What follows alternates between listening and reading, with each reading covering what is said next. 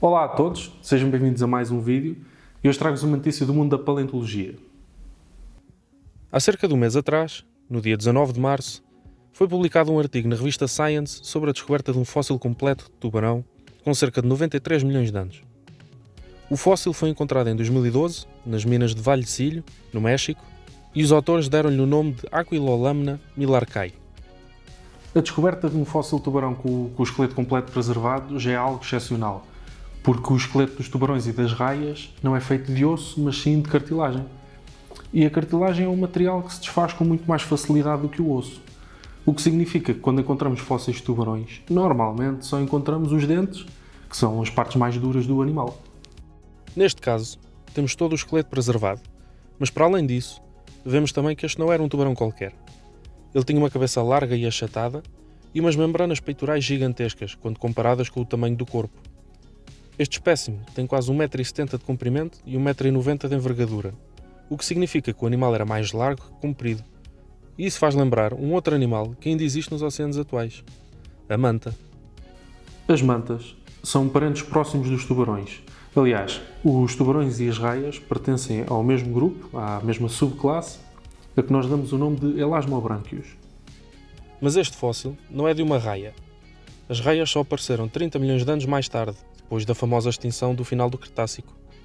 Isso significa que, no passado, existiram tubarões com forma de raia e que esta forma achatada evoluiu independentemente 2 vezes.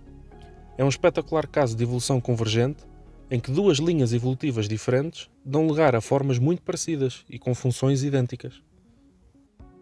O fóssil dá-nos ainda indicações do modo de vida deste animal. Vemos que a cauda está dividida em 2 lóbulos, o lóbulo superior e o lóbulo inferior, sendo que o lóbulo superior é ligeiramente mais comprido do que o inferior. Isso indica que o animal nadava ativamente na coluna d'água. Se ele nadasse próximo do fundo, a barbatana também estaria dividida em 2 lóbulos, mas é bastante provável que o superior fosse muitíssimo mais comprido, ou então até podia ser mesmo ao contrário. As barbatanas peitorais alongadas permitiam-lhe também planar com o mínimo esforço na coluna d'água, e a boca larga e achatada indica que este animal, muito provavelmente, se alimentava de plâncton. Tal como os tubarões-baleia, que apesar do seu grande tamanho não têm dentes grandes o suficiente para se alimentar de carne. A única coisa que comem é plâncton. E isso leva-nos a um outro ponto interessante, é que neste fóssil não foram encontrados dentes, possivelmente por serem pequenos demais para serem reconhecidos.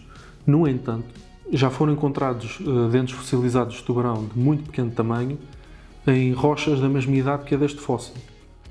Logo, é provável que esses dentes tenham pertencido a tubarões como o Aquilolamna, mas essa questão ainda está em aberto. Seja como for, este fóssil vai acrescentar mais um capítulo na história evolutiva dos tubarões e tenho a certeza que vai ser a inspiração de muitos paleoartistas nos próximos tempos. Obrigado por assistirem.